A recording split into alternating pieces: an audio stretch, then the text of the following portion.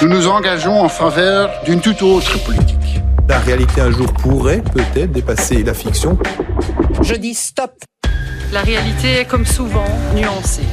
Mais c'est énorme. Vous savez qu'on est un pays compliqué, hein.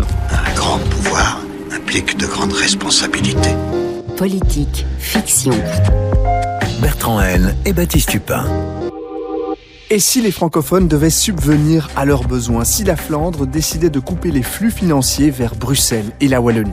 Si les fameux transferts nord-sud dénoncés par les nationalistes flamands venaient à se tarir? La Flandre reste nettement contributeur pour des montants de quelques 6 milliards d'euros. À quoi ressemblerait une sécurité sociale francophone? Quel serait encore le niveau des soins de santé? C'est évident que ça entraînera une perte de recettes assez considérable pour ces deux entités, mais ça voudra dire aussi qu'il n'y aura plus de Belgique. Ce scénario, rêve des nationalistes flamands, cauchemar des francophones, se réalisera-t-il un jour? Wallonië en Brussel, die zijn zo goed als failliet. En tout cas, à la veille des élections, certains y réfléchissent et il s'agit peut-être plus que d'un fantasme flamingant.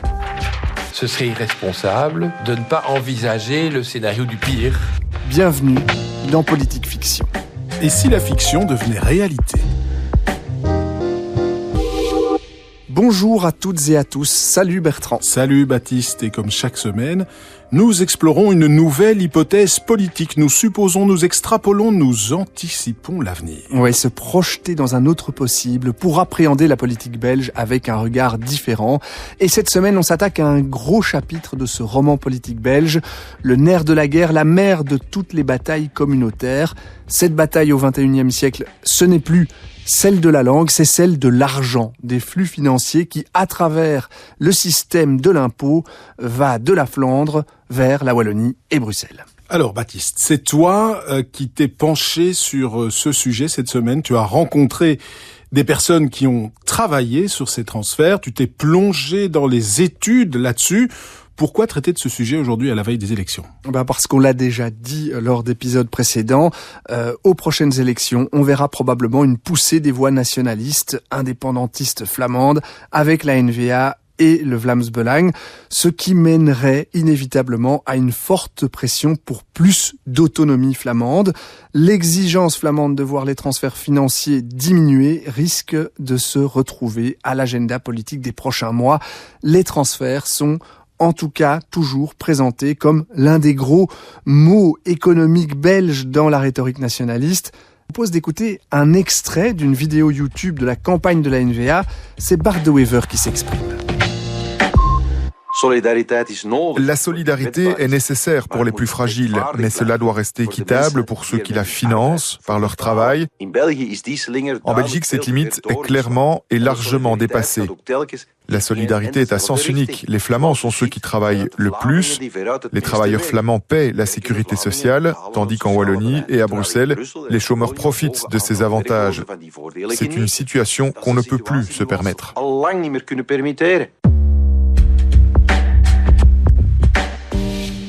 Les transferts, donc une façon d'opposer pour Bart de Wever le flamand travailleur, réputé travailleur, au wallon et bruxellois réputé chômeur. C'est quand même un peu plus complexe que ça, on le sait. Alors Baptiste, de quoi on parle exactement lorsqu'on évoque ces fameux transferts nord-sud? Bon, je vais la faire courte, en très résumé. Ces transferts sont le résultat de la collecte de l'impôt et de la redistribution des fruits de cet impôt à tous les citoyens à travers les services publics et les mécanismes de sécurité sociale comme les soins de santé, le chômage ou les pensions. Si on veut expliquer les choses de manière très simplifiée, on peut dire que le revenu moyen par habitant est plus élevé en Flandre parce qu'il y a notamment un taux d'emploi plus important qu'en Wallonie et à Bruxelles. Donc, en moyenne, les Flamands génèrent des rentrées fiscales plus importantes. Et c'est un phénomène compliqué qui a fait l'objet de beaucoup d'études jusqu'ici. Ouais, parfois contradictoires ces études, mais pour cet épisode, je me suis basé sur deux des plus récentes. La première a été publiée par la Banque nationale en 2021. La deuxième est une étude réalisée par l'économiste Éric Dor. Il s'agit du calcul le plus récent du montant de ces transferts. Je vous emmène chez lui.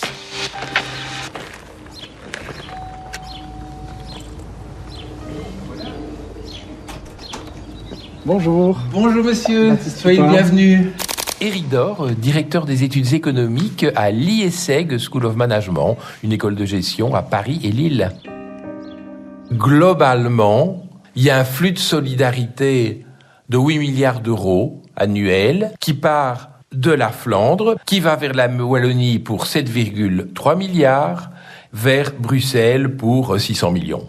Donc, effectivement, on peut dire que les cotisations et impôts payés par la population habitant la Flandre excèdent de 8 milliards les revenus qu'elle peut recevoir de l'État, et c'est au bénéfice de la Wallonie et de Bruxelles. 8 milliards d'euros de transferts depuis la Flandre. Ça crée un différentiel important, évidemment, avec la Wallonie et Bruxelles, qui, eux, en bénéficient. Alors, dit comme ça, on a peut-être un peu du mal à voir ce que ça représente 8 milliards. Oui, c'est vrai. J'ai donc demandé à Éric Dor de faire un peu de politique fiction, d'imaginer ce que cela donnerait si on coupait ces transferts de façon brusque. Je crois que je casse pas le suspense en disant que ce serait un fameux défi pour les francophones. Supposons une scission totale. Concrètement, la Wallonie devrait vivre de ses propres ressources. Bon, c'est clair que on serait extrêmement pénalisé de deux manières. La première, c'est que on devrait payer tout seul ce qu'on mutualisait avec la Flandre auparavant. Et notez que ça coûterait aussi à la Flandre. Prenons un exemple de notre ambassade à Washington. Pour le moment, on en a une qui sert pour tout le pays. Imaginez que la Flandre devrait avoir la sienne et la Wallonie la sienne. Ça coûterait plus cher à tout le monde. La deuxième chose, c'est la perte de ces fameux flux de solidarité. Donc, ce serait essentiellement les conséquences de l'arrêt de la solidarité dans la sécurité sociale. Voilà, une scission de la sécurité sociale. Et là, clairement, ça voudrait dire qu'il n'y aurait pas d'autre choix que d'avoir des prestations sociales qui seraient inférieures en Wallonie, mais ce serait aussi vrai un peu pour Bruxelles, qu'en Flandre. Largement inférieures ? Oui, ce serait quand même assez largement inférieur, oui. Il n'y a qu'à regarder ce qui se passe dans des pays de l'Union européenne qui ont des faibles revenus. Éric Dor, l'économiste, qui nous prédit donc un État plus cher, des prestations sociales moins élevées si les francophones devaient tout payer tout seuls. Alors concrètement, ça pourrait donc se traduire par exemple par des soins de santé moins bien remboursés, si j'ai bien compris, moins efficaces peut-être, des pensions moins élevées, des choses comme ça. Ouais, c'est ça, et ce n'est pas le seul à le penser.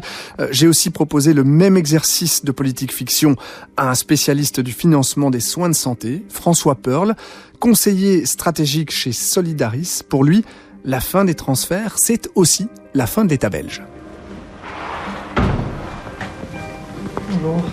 Très concrètement, c'est-à-dire qu'il n'y a plus de Belgique. C'est le principe même d'un État, c'est organiser une solidarité entre tous les habitants de cet État. Alors, il peut y avoir des clés de répartition différentes, il y a déjà des mécaniques différentes avec des dotations aux entités fédérées, mais si on coupe cette solidarité interfédérale, ça voudra dire que la Wallonie et Bruxelles seront des entités indépendantes et effectivement devront financer leur propre sécurité sociale avec là, de fait, un différentiel de recettes assez important.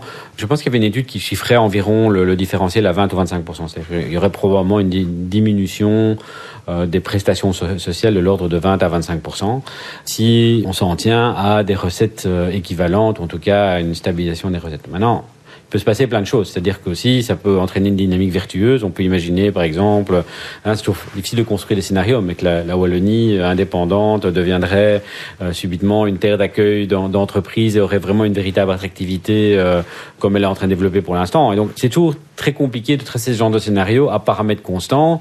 Ça pourrait par exemple susciter des grosses opportunités et donc une inversion de la tendance. Donc la question c'est, est-ce que on est vraiment dans ce type de scénario politique et est-ce que c'est vraiment un scénario qui réalise dans les 10, 15, 20 années? C'est là où je suis un peu plus dubitatif. Voilà donc pour cet exercice de projection par François Pearl de la Mutualité Solidaris des prestations sociales inférieures donc jusqu'à un quart, 25% si on devait se passer des flux de solidarité flamands. Mais quand on entend François Pearl, on est encore clairement dans de la fiction. Oui, il y a beaucoup d'obstacles juridiques et politiques avant d'en arriver là, mais au-delà de ces obstacles, plus fondamentalement, le phénomène des transferts est bien plus compliqué que l'image qu'en donnent les nationalistes flamands. Il est très réducteur et en fait presque inexact de dire que la Flandre donne des milliards d'euros aux Bruxellois et aux Wallons. D'abord parce qu'il s'agit d'un flux entre personnes. Il y a en Flandre comme en Wallonie et à Bruxelles, des individus qui par leurs revenus, contribuent au système et d'autres qui en bénéficient. Oui, chaque Flamand ne verse pas, comme on a pu le lire ou l'entendre, parfois, notamment de la part des nationalistes, 1 200 € par an aux francophones. Ça, c'est quand même une interprétation un peu tirée par les cheveux des transferts. Oui, c'est un mythe. Si on observe les transferts à l'échelle des provinces, par exemple, et plus à l'échelle des régions, on constate que le Brabant wallon, avec un revenu moyen élevé par habitant, contribue au système. À l'inverse, on voit que la province de Limbourg, en Flandre donc, elle, est bénéficiaire. Oui, et puis même si la Flandre au niveau global donc donne, ça c'est net, en moyenne plus que la Wallonie et Bruxelles, en fait ces citoyens bénéficient eux aussi d'une sécurité sociale qui est payée par tous les Belges. Oui, les transferts ne sont pas à sens unique, bien sûr, comme le prétend Bart De Wever.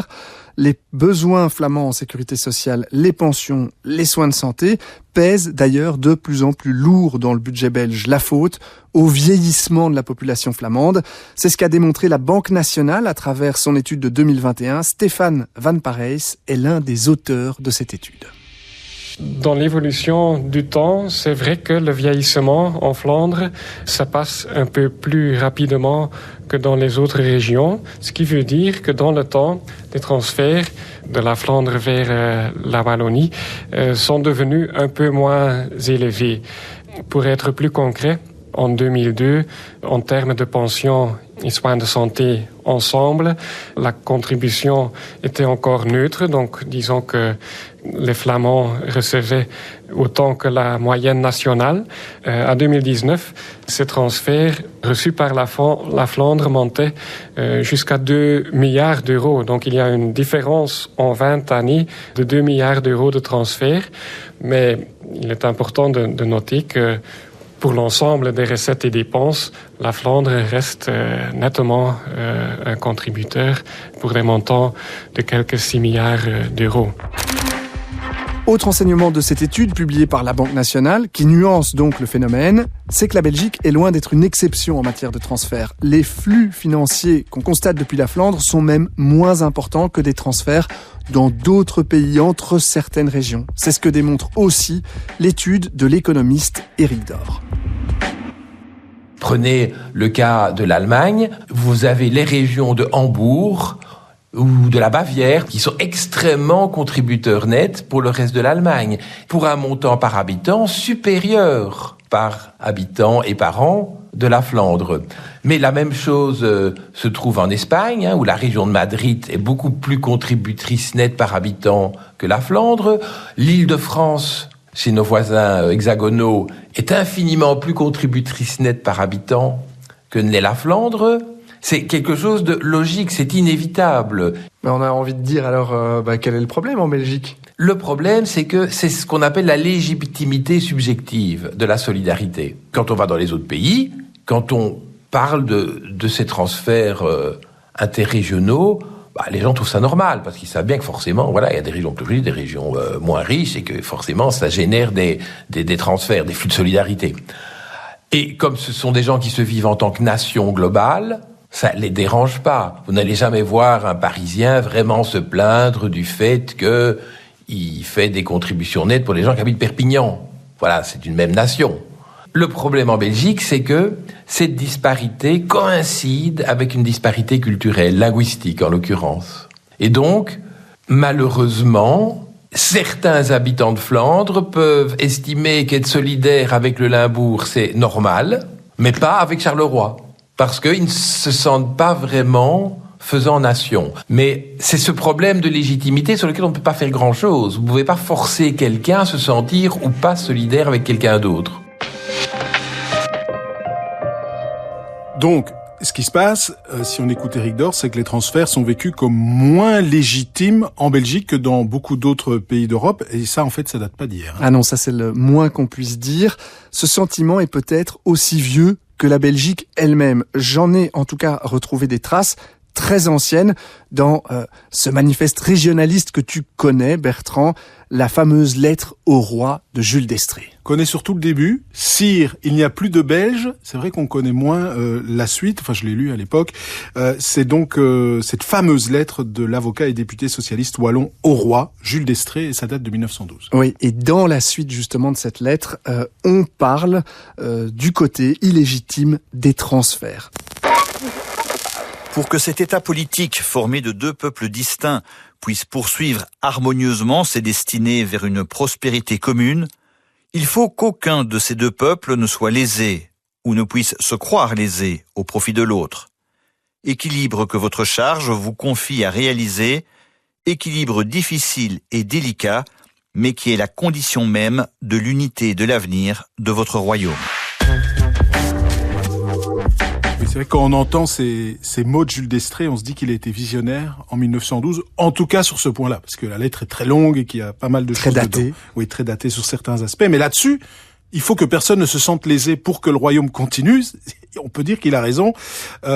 Sauf qu'à l'époque, c'est un Wallon qui dénonce ces transferts vers la Flandre. Bah oui, forcément. Le sentiment qui dominait à l'époque, c'est que la Wallonie industrielle, plus riche, payait pour la Flandre. C'est ce qui m'amène à la réflexion de François Pearl, l'expert de chez Solidaris.